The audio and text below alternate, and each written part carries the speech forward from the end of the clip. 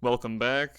In this video, I will be responding to another video by a YouTuber named GDF regarding the Israeli neocon, may as well just say Jewish role in the Iraq War. This will be like my third video on this topic, I believe, but just wanted to go back to it because I'm always reading and learning new things about it, and also due to all the Israeli-Palestinian conflict stuff going on, this topic is alluded to a lot and keeps being brought up, the whole Walt Mearsheimer guys, so always somewhat relevant, I suppose, when talking about the Middle East. I'm not totally sure this guy's background. He seems to be more of like a left-winger, but clearly has like JQers in his comment section and doesn't really seem to mind kind of going more into that Zog type territory, but I mean, at this point, a lot of people on the far left or whatever kind of reach that same conclusion anyway as like the far right, so it doesn't really matter. And yeah, let's begin. One of the first things he mentions is Norman Finkelstein's point in his book Knowing Too Much that none of the memoirs of the higher ranking officials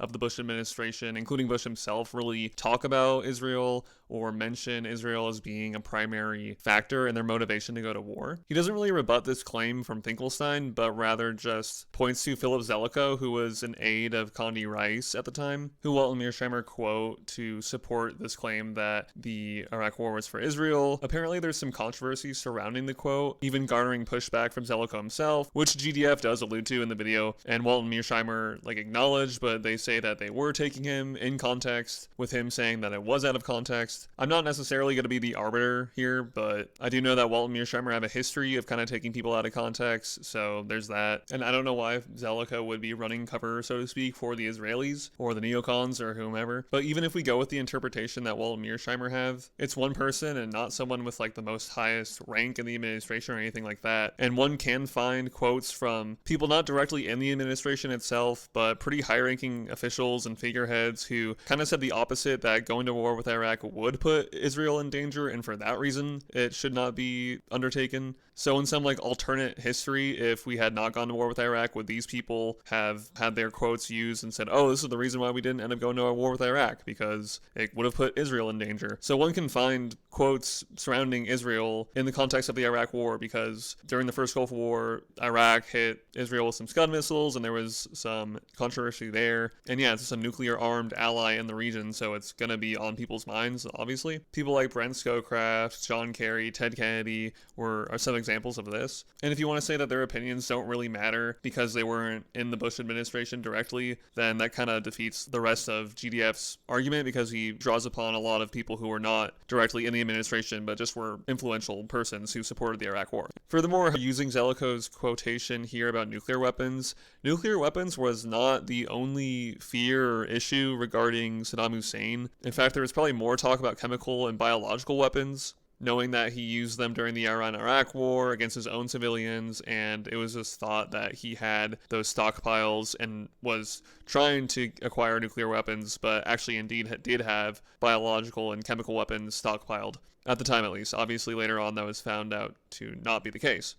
And just as an aside, the US doesn't want nuclear proliferation in general, so the idea that a Saddam with nukes is just fine and dandy with us at that time, even if he's not directly going to hit us, that's not really the point anyway. It's just that if one person gets nukes in an area, it causes a race for arms, and also it just leads to more instability, at least in our perspective as a global hegemon. That's the whole reason why we don't want North Korea to develop nuclear weapons, and now that they have, it's an even bigger headache. And it's not that we're slaves to South Korea or something, and that's why we don't want North Korea to have that. So just putting that in there. Dick Cheney personally had a lot of fear of any possible chemical weapons attacks, bioweapons attacks, especially from Saddam. Pre 9/11, there was a lot of discussion about this possibility, not specifically from Saddam, but just in general, although obviously he was a major enemy at the time. This fear was further compounded after 9/11 due to multiple anthrax attacks. Still to this day, I believe, have not really been uncovered as to who was behind them,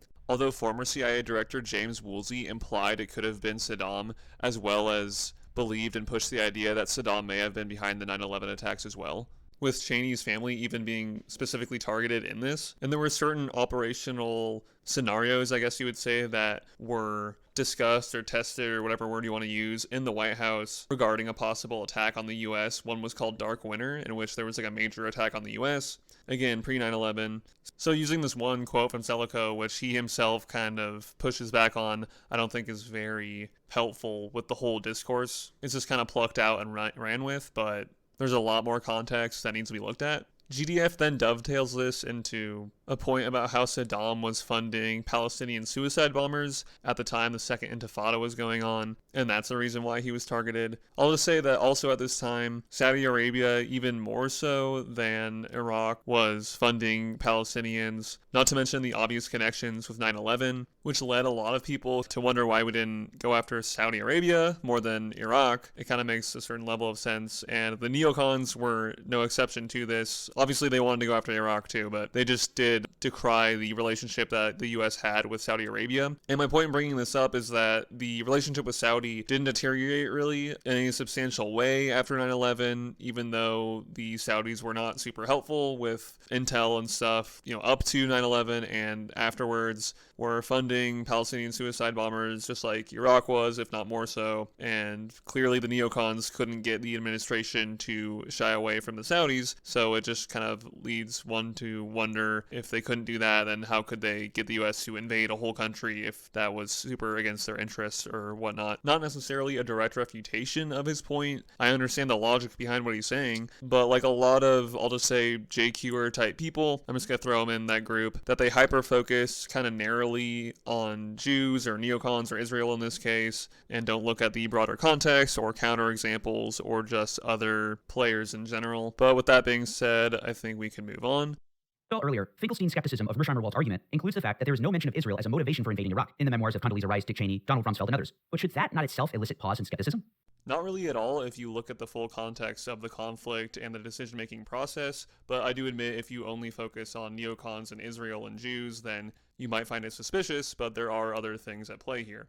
He then gives an out-of-context quote from Tony Blair during a more than hour-long back-and-forth interview he's having, which can be found on C-SPAN, in which he alludes to the fact that he met with some Israelis while meeting with President Bush around this time. On Iraq or indeed the Middle East, because the Israel issue was a big issue at the time. In fact, I think I remember, actually, there may have been conversations that we had even with Israelis, the two of us, whilst we were there, so that was a major part of all this. But the principal part of my conversation, we've got to deal with various different dimensions of this whole issue. As we can clearly see, Blair provides details peculiarly absent from Bush's telling. I'm honestly not too sure why he brought this clip up. It's pretty out of context. I tried watching a little bit before and after to see what Blair was talking about. It's not very clear to me that he's making a point that, we were talking about Iraq and we had to talk with these Israelis about that, and like the primary reason we went to war was because of this talk we had with these Israelis. If anything, he was probably just making a general point about the Middle East issue, and obviously during that time, the Israeli-Palestinian conflict was going on with the Second Intifada, and I don't even really doubt that if, when Bush and Blair were having discussions about their plans for Iraq, like, sure, they may have discussed it with Israelis because Israel, whether people like it or not, is a source of information for the Middle East, for the US and the UK, and there's coordination between these countries, so it's not a very damning clip at all, really. It's pretty vague and generic. Bush also railed against his critics in his memoir, saying some alleged that America's real intent was to control Iraq's oil or satisfy Israel. Those theories were false. I was sending our troops into combat to protect the American people. Saying Saddam refused to cooperate with weapons inspectors, even with the threat of an invasion on his doorstep. The only logical conclusion was that he was hiding WMD. Despite an October 2003 Congressional Research Service report, which noted that from late November 2002 to March 2003, UN inspectors combed Iraq looking for weapons of mass destruction, conducting over 750 inspections at 550 sites. It's kind of funny that he brings up a CRS report to try and sound smart, like he did some original research digging through the archives, when this was straight up just part of the UN Resolution 1441, and is very well known that Saddam let inspectors go back into Iraq after kicking them out in the late 90s. The problem isn't that he didn't let inspectors back in, it's the nature of these inspections and Saddam's compliance with them. Hans Blix, the head of the UN inspection team, who was a neutral Swede and if anything was more anti-war, concluded that Saddam's responses to the inspections and the inspections themselves were inadequate to fully clear Iraq of having WMD, saying that Iraq had not come to an acceptance of the weapons disarmament that was demanded of it, and that Saddam was playing a game of hide and seek. A fairly apt way to describe it, considering that Saddam wanted to give off the impression that he may have had WMDs, mainly to ward off Iranian aggression. This is something that David Kay and Charles Dwelfer report on, who were given the task of kind of combing through Iraq post-invasion, and came to the conclusion that he was bluffing, but mainly to keep enemies at bay. So it was just kind of unclear for the US and the broader world community whether or not he actually had WMD. Even people who are against going to war, like Richard Hawes, who I'll bring up later, said that Saddam probably had some kind of WMD at the time before the invasion, noting that Saddam's capabilities were underestimated following the first Gulf War, and that generally the intel community following Operation Desert Fox believed that Saddam was keeping stuff hidden away, and can find quotes from people like George Tenet, the CIA director at the time, saying it's basically a grand slam, his infamous phrase that Saddam had WMD, etc., etc. I'm going to bring up people later on in the video who also shared this kind of view. It was just generally thought to be the case. He then brings up a point about how apparently Dianne Feinstein, in a report in 2004, claims that she didn't believe that leading up to the invasion, Saddam had an active nuclear weapons program, and that she didn't trust essentially the CIA reporting at the time and the NIE. I think we've already kind of covered this, that nuclear weapons was not the only concern, so not much more to say here. GDF does say that Feinstein did still vote for the war, and that that's somehow kind of suspicious, but again, nukes were not the only issue. And frankly, even some staunch supporters of the war, like Doug Faith in his book, don't really say that stockpiles were the reason to go to war, or like an active weapons program. It's more just the potential threat of the future of a reconstituted weapons program, which even the Dwelfer K reports say that Saddam wanted to pursue after sanctions ended. And frankly, Feinstein, she was definitely a minority among Democrats, but people like Biden and Clinton also voted for the war. Not super hard to find Democrats who did, and a lot of the time it could have just been to show that they were strong on the war on terror or something, so I think that's an easier explanation than she was just trying to like start a war for Israel and then tried hiding it later on.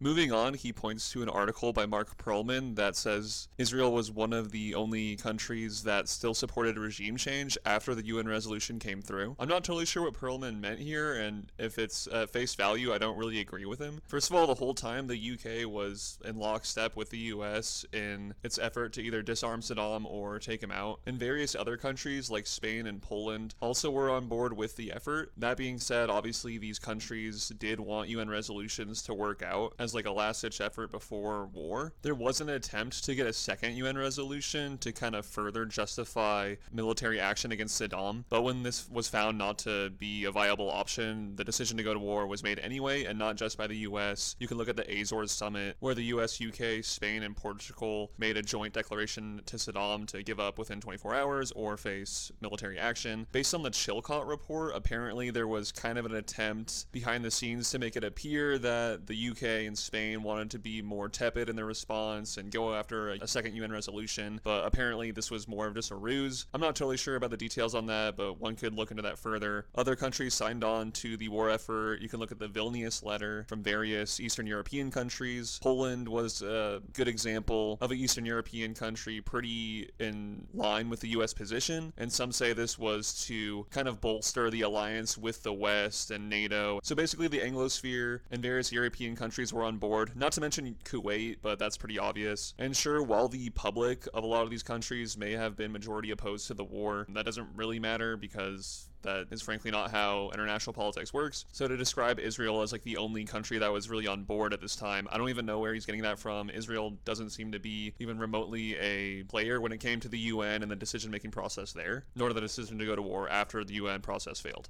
He then brings up various Israeli officials who in one way or another advocated for the war, talking about the threat of WMD from Saddam, whether it be from Netanyahu, Sharon, Peres, Barak. What I'll say about Sharon, at least, who was the PM at the time of Israel, it's pretty clear that they saw Iran as a bigger threat than Iraq and would rather have had the US go after Iran, which I'm not saying they were peaceniks or anything, but just saying if they were steering the wheel of foreign policy for the U.S., then maybe things would have gone a little bit differently. I'm not saying it would have been a peaceful direction, but kind of decided to hop on the bandwagon once the Bush administration was intent on going to war. That's something that Walt and Mearsheimer do point out, although they criticize the Israelis for not doing enough to push back against the war directly, and they, obviously do blame the neocons specifically, so I'm not totally endorsing their message there, at least that the neocons were solely responsible, but I digress. As for the other Israelis, at the time of their writings, they weren't technically in political positions of Israel, so they were just writing as private citizens. Obviously not to say that they weren't influential, and just like Brent Scowcraft wrote his op-ed as a private citizen as well. However, if we're going to look at just the public writings of private citizens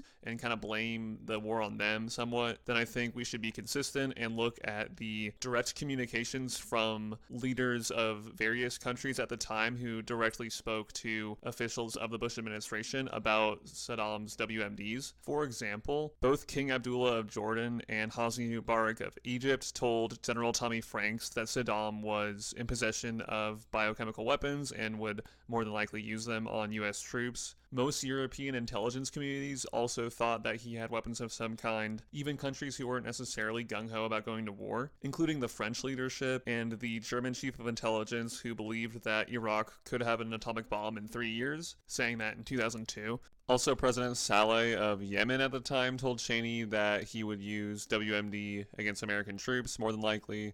And also, just as an aside, this source talks a little bit about how a lot of Arab countries in private were more opposed to Saddam than they were in public, for various reasons. Not to mention Saudi Arabia apparently had made a couple of overtures to the US throughout the years to take out Saddam in coups. And somewhat similar to Israel, because they were also a country in the region, wanted to know the timing of US's possible takedown of Saddam just for their own purposes to manage the situation, prompting Bondar to pester Bush about it quite a lot. And you can find this in Plan of Attack by Bob Woodward.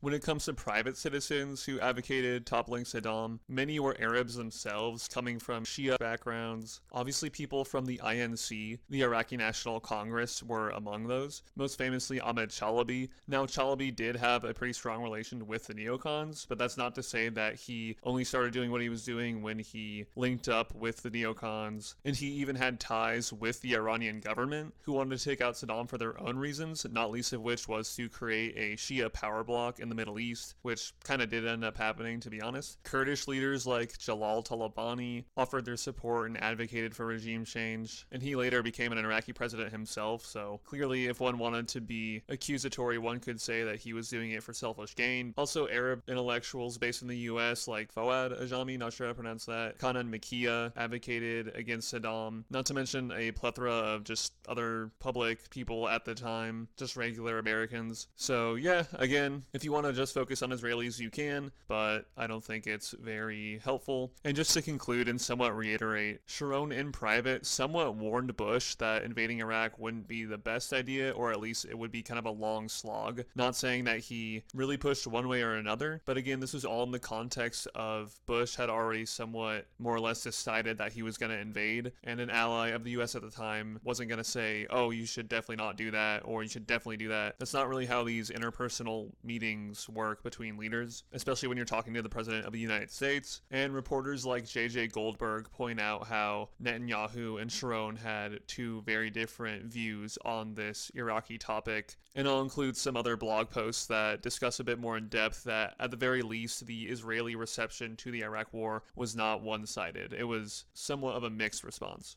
He then starts to discuss the neocons more specifically in the Bush administration, bringing up John Bolton as a particular example of a non-Jewish neocon who is known for his support for Israel. Now, he doesn't really go into why John Bolton supports Israel, but I think it's pretty clear that he thinks Israel and the U.S. have similar interests in the region and that Israel serves a strategic purpose for the U.S. and basically have aligned goals. So this is kind of a far cry from the idea that AIPAC just owns these people or something. And people like Bolton could have thought that the US had an interest in taking Saddam out, which overlaps with an Israeli interest, but it doesn't mean the Israeli interest was the dominant feature there in the decision-making process. And even Walton and Mearsheimer kind of allude to this, saying that the neocons viewed toppling Saddam as an interest to both Israel and the US alike. And then after highlighting Bolton, GDF gives a list of other prominent neocons in the administration. It's not really like some big secret or that these neocon underlings somehow duped their superiors into going to war with Iraq. Some of these people have a history of having worked with people like Cheney and Rumsfeld in the past. Cheney himself was responsible for hiring a lot of them on, and obviously they knew each other, they knew each other's views. Cheney and Rumsfeld have not really ever been classified as neocons, but rather US primacists, as some scholars have put it, but at the very least, definitely not neocons. And as people like Finkelstein and others put it, that their US primacist interests just coincided with the neocon interests at the time, and the two merged. As well as Powell and Rice sometimes were seen as doves in the administration, but in reality were more just internationalists, but did still want to see Saddam taken out at the end of the day. Otherwise, we clearly would have seen more pushback from them, and they didn't even have any neocon underlings, really. And when looking at the historical record, one doesn't really get the picture that the neocons just had their way with everything, and received quite a lot of pushback, or sometimes were simply ignored. An example of this would be the timing of the Iraq War. Shortly after 9/11, Wolfowitz wanted to target Saddam and skip over Afghanistan, but wasn't really listened to. Both Cheney and Bush and others wanted to focus on Afghanistan. And also, one of his pet projects was the enclave strategy, in which Shia and Kurdish rebels inside Iraq would be armed and supported by the US, and it would be more of like an internal coup strategy rather than an outright offensive from US troops. A pretty fanciful plan, and it was essentially ignored as well, with some bones thrown to the Free Iraqi Army, but that didn't really amount to anything. Although the whole point is, if he did have a bunch of power that a lot of people like GDF suggest, then these thoughts would have been taken more seriously. And while some label Wolfowitz as the architect of the Iraq War, people like Robert Draper in his book To Start a War say that this is kind of a faulty notion, and that if he really was the architect, then the war would have gone differently. Another example would be that Colin Powell, for his UN speech, was urged by Dick Cheney to use the intel that Libby and Cheney and others had worked on to try and prove the Saddam-Al-Qaeda alliance, which is mostly what the neocons in the Office of Special Plans were trying to prove. But rather than follow this line of thinking, Powell chose to go with the CIA and focus more on WMD, which is what the CIA was mainly focusing on. And essentially, at the end of the day, the WMD issue was the one main issue that most sides could all agree on as the main motive to go to war, with the CIA being pretty skeptical of the Al-Qaeda relationship and had a pretty low view of people like Wolfowitz and Faith and others. And this kind of dynamic can be seen in George Tenet's book Center of the Storm. Frankly, there's a lot of finger pointing between these two groups, and one can blame the neocons for pushing the Saddam Al-Qaeda connection too much, which prompted the CIA to release reports on it that showed a quote murky relationship between the two. However, at the end of the day, when it came to WMD, it really was on the CIA, who even had Iraqi nationals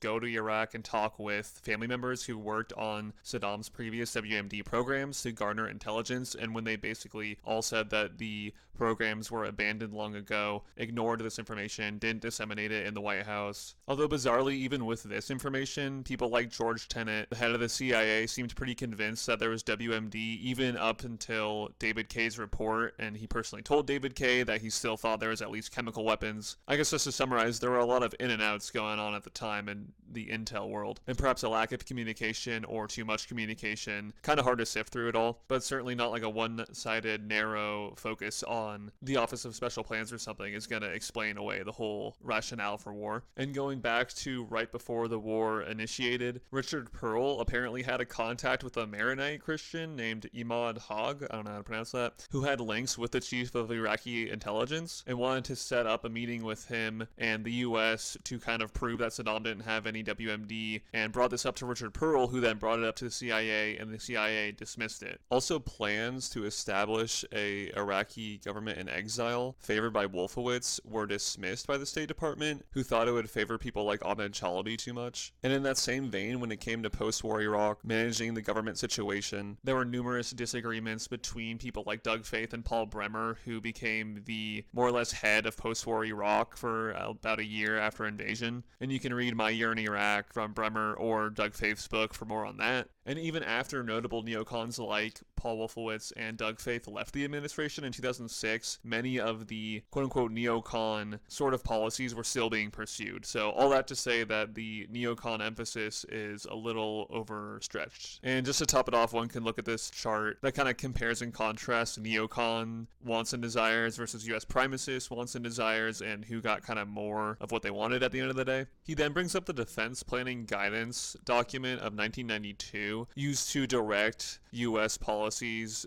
post-Cold War in the 90s, or at least be kind of a theoretical framework for them. Now, while this policy document was drafted under Wolfowitz, and some even called this the Wolfowitz Doctrine, the primary author was Zalmay Khalilzad, an Afghani-born U.S. official. I'm not totally sure his views on Israel. It doesn't seem to be a big part of his political background in either a pro or anti-Israeli sense. But regardless, there's an inconsistency with GDF and others who will point to the culpability of someone like Wolfowitz when an underling of his does something, but when Wolfowitz or Doug Faith act as underlings to others, it's still their fault specifically, or they're kind of really calling the shots. And people like Cheney and Rumsfeld are just background dupes or something. And speaking of Cheney, he was quite enthusiastic about the paper, saying to Khalilzad, "You've discovered a new rationale for our role in the world." But even prior to the paper, just to showcase that neither Khalilzad or Wolfowitz really had some great leverage or power in the administration, both wanted to see the U.S. take a more firm stance against Saddam post the first Gulf War when he was attacking Shia and Kurdish rebels, and wanted the U.S. to support these groups with arms and also shoot down Saddam's gunships. But Dick Cheney, who was the Secretary of Defense at the time, rejected the proposal. So whether it be the early 90s or the early 2000s, the scenario was kind of the same in that the obvious fact that people who work under higher-ups don't call the shots. GDF then links all this with the National Security Strategy of 2002, but this was written under Rice's office, mainly by Philip Zelikow, ironically enough. So I'm not even really sure what his point is bringing this up, if his goal is just to highlight neocon influence. If anything, the document just shows that post 9/11, there was a natural confluence between the ideas of neocons and non-neocons in the administration in terms of preemption, and unless GDF or others can prove that Wolfowitz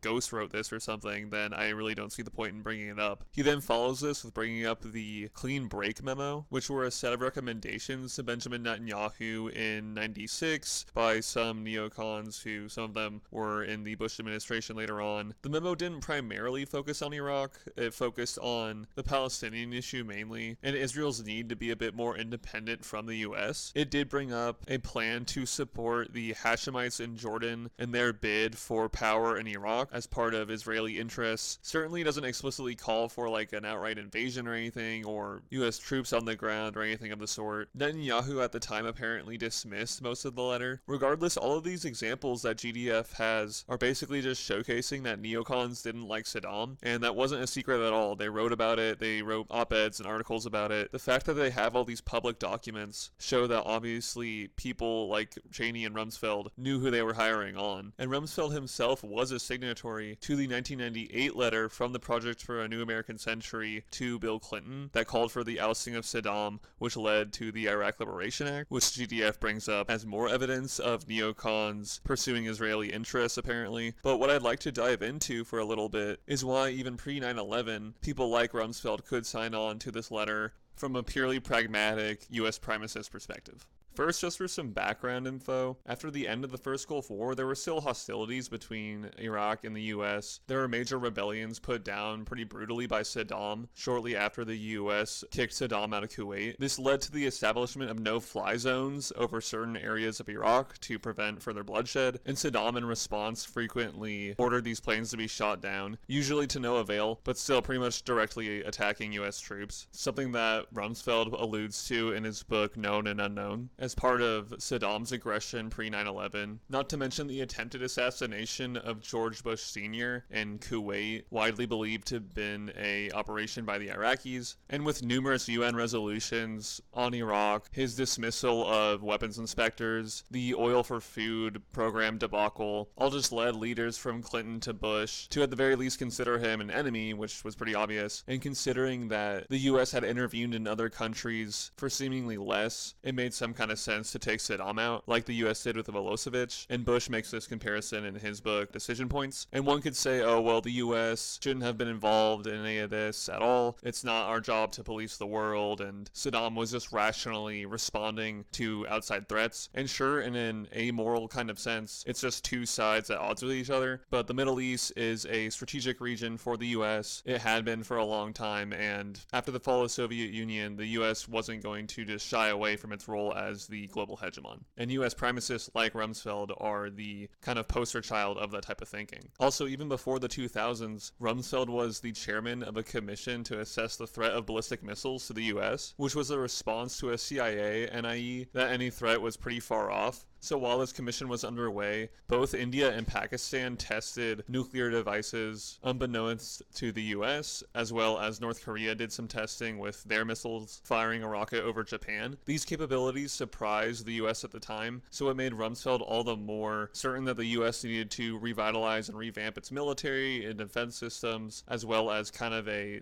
suspicion of the CIA. This revolution in military affairs, otherwise known as the Rumsfeld Doctrine, was on full force in the Afghanistan and Iraq wars, and Rumsfeld himself even saw Afghanistan as not a big enough target to fully implement this doctrine, and essentially wanted to showcase US military might by broadening the war on terror beyond Afghanistan, specifically Iraq. Even before the 9/11 attacks, there was talk about the Iraq policy that the Bush administration should pursue, whether it be at the first NSC meeting or just in general among the cabinet members. While no firm plan was established, it was pretty clear that Rumsfeld and Cheney were more hawkish, while Powell and Rice were generally more moderate, following the pattern that we see post 9/11, but still the conversations were there, and after the attacks, the trajectory just got more clear, with Rumsfeld bluntly asking why shouldn't we go after Iraq at the NSC meeting following 9/11, and basically saw him as part of the war on terror, and had Doug Faith write up a memo highlighting that Afghanistan wasn't a big enough target, reflecting his ideas on the subject.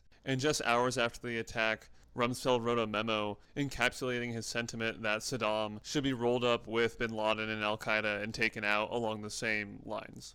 Moving on, GDF showcases an article around this time that highlights the various figures working on Bush's Middle East policy. Just wanted to bring some attention to Richard Hawes, who worked under Colin Powell, as at least one Jewish dude who was pretty against the war, issuing various memos to Powell to basically tell him not to go to war as like last-ditch efforts to try and prevent it from happening. And although not a neocon, just someone good to show to maybe dissuade more of GDF's racialist type listeners. The difference with Wolfowitz is that he's been talking about this since at least 1992.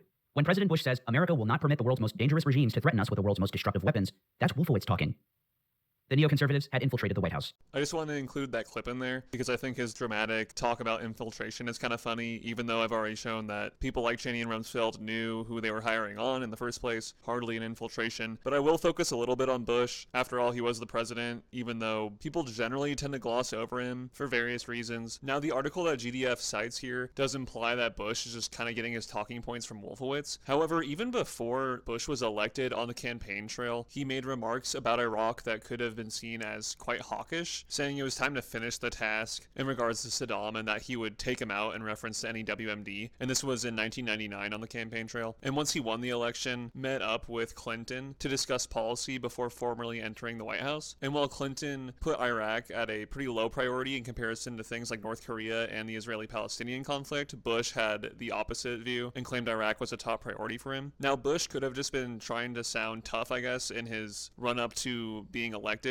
but regardless, this was all well before Wolfowitz had even joined in the administration, so clearly no influence from him there. And certainly his determination to oust Saddam really increased after 9/11, asking Richard Clarke after the attacks to investigate and see if Saddam was involved at all, and told Rumsfeld after the Camp David meeting following the attacks to develop a plan to attack Iraq, which surprised Rumsfeld at the time. And while at this point this was all after Wolfowitz had entered the administration, there's still no indication that Wolfowitz single-handedly directly influenced him to do these things. And it just goes back to why didn't Bush follow other policies that Wolfowitz had directly brought up, like the Enclave Plan or the timing of going into Iraq or not. But moving on from this, GDF then points to an article that highlighted the neocon desire to oust Saddam following the 9/11 attacks and states that Cheney at the time was agreeing with Powell that Saddam probably didn't have anything to do with the 9/11 attacks. And GDF implies that this means that Cheney was somehow flipped in his position or something. I don't see how that logically follows. Like, even the article says that the neocons said that even if Saddam wasn't involved in the attacks, he should still be targeted. It doesn't say anything about Cheney not wanting to target Saddam. It just says that Cheney believed that there was no evidence linking Saddam. I don't really see how any of this follows or what this is trying to show. I've already alluded to Doug Faith's memoir, where he says that nobody believed at the time that Saddam was linked to the attacks, although he does remark that Saddam was the only international figure to praise the 9/11 attacks besides Osama bin Laden. But going back to Cheney, we can see that post the first Gulf War, he had some regrets in letting Saddam stay in power, believing that Saddam would have been taken out in the years following the first war. And when this didn't happen, he came to see US sanctions as more or less a failure, with not really resolving the situation and just making the US look bad. Not to mention Cheney's role in Halliburton before becoming VP, as well as leading the Energy Task Force in the first year of the Bush presidency, which made him acutely aware of the situation of the global oil supply. And considering that's what GDF is arguing against here, the whole notion of war for oil, while that claim can be over-exaggerated, it definitely is something to consider in the broader context of the whole war. And one can look at John Duffield's article for more on that. So there wasn't any need by the neocons to flip Cheney or convince him of anything. He was and had been anti-Saddam before and after the attacks, and highlighting the fact that he didn't believe Saddam was involved in 9/11 right after the attacks isn't anything unknown to anyone. There had always been a kind of misunderstanding of what people like Cheney and others were saying, that Saddam may have connections with Al-Qaeda while not being directly involved in the attacks, and he certainly never said Saddam was directly involved later on. But on this belief that Saddam and Al-Qaeda had a working relationship, GDF then points to Scooter Libby and uses a citation from Walton Mearsheimer to show that Libby was involved in intel efforts to prove this connection. But again, this misses the point that Cheney was his boss, and it's clear that Cheney believed in the same stuff as Libby, and just as much as him pushed the narrative that Saddam and Al-Qaeda were working together. So it's not the case that Cheney was just sitting idly by while these neocons were running intel ops, and then his mind got flipped after these neocons were doing this. He was right there beside them, if not ahead of them, promoting the same ideas. And generally, Cheney, along with Rumsfeld, were the two men who held the most power in the Bush presidency, overshadowing people like Rice, and obviously having more say in things than their underlings like Libby. And speaking of Libby, GDF focuses on him for the last part of his video, stating how he was a close aide to Cheney and worked on the Al-Qaeda-Saddam relationship intel, and worked in pushing that narrative, which is true, but I'm honestly kind of bewildered by what GDF is trying to say at this last section of his video. He briefly alludes to the Valerie Plame Wilson affair, and then goes on to talk about the infamous 16 words of President Bush's speech. And I want to do a quick rundown of this story to show that Libby was not the main guy involved in this, and if anything was more of a fall guy for others. And the way GDF makes this video, it seems like he's pinning this all on Libby, which is really odd considering how long ago this was and all the facts are pretty clear. So to start off, reports about Iraq trying to get yellowcake uranium from Niger came from a CIA official named David Terry, who directly reported this information to Cheney, who in turn wanted more intel on the issue. So Valerie Plame Wilson, a CIA official, suggested her husband, Joseph Wilson, the former U.S. ambassador to Niger, should go to Niger and find out more details. And upon his return, he discussed the trip with CIA officials, and according to George Tenet, his feedback was pretty unremarkable, and if anything, helped bolster the case that Saddam was looking for yellowcake uranium, but nothing really solid or conclusive, and wasn't really intently focused on. So no one really thought much of the trip until after the war, when there weren't any stockpiles discovered. That articles started to come out about an unnamed person who had warned the administration that there wasn't any Niger deal with Iraq, and essentially the articles were saying that he was ignored, and eventually Joseph Wilson himself came out and revealed his name and had a similar article published, where not only does he say that he warned the CIA that there was no dealings going on, but also that documents that the CIA were relying on to prove this were forged, and that he knew that at the time, even though later reports from the Select Committee on Intelligence showed that this couldn't be the case because the forged documents were received after Wilson's trip and his debrief. Not only that, but the actual 16 words that Bush said refer to British intelligence intelligence. And according to the Butler report, British intelligence was well founded in its belief that there was some kind of connection, and the British were not relying on these forged Italian documents. So when it comes to the 16 words, Wilson and the forged Italian documents are kind of a red herring, to be honest. And even George Tenet saying that the whole Yellow Cake in Niger issue was not the main piece of evidence for the CIA in their belief that Saddam was reconstituting his nuclear program. But regardless, after all these op-eds, Robert Novak, a reporter, wrote a column that identified Valerie Plame Wilson as Joseph Wilson's wife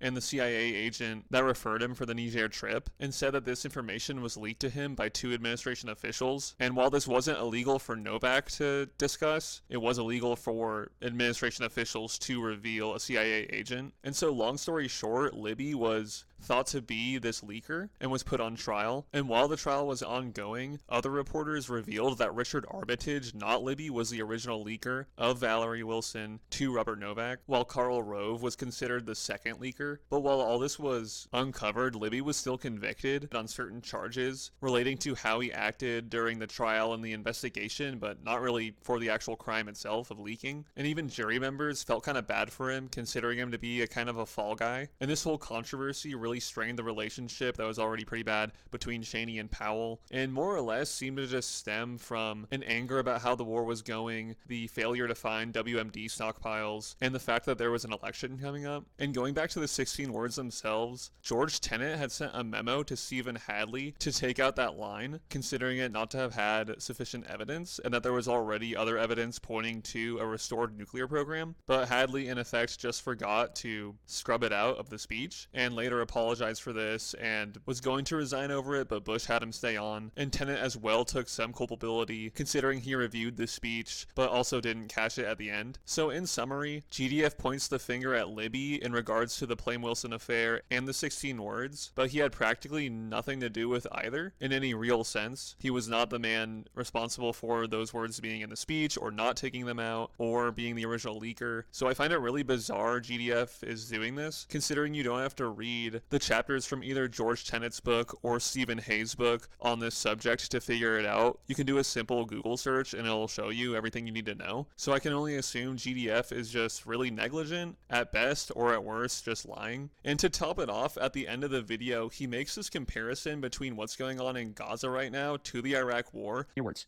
It was, much like the current genocide in Gaza, a punishment campaign which, for grueling decade after decade, killed perhaps 1 million people.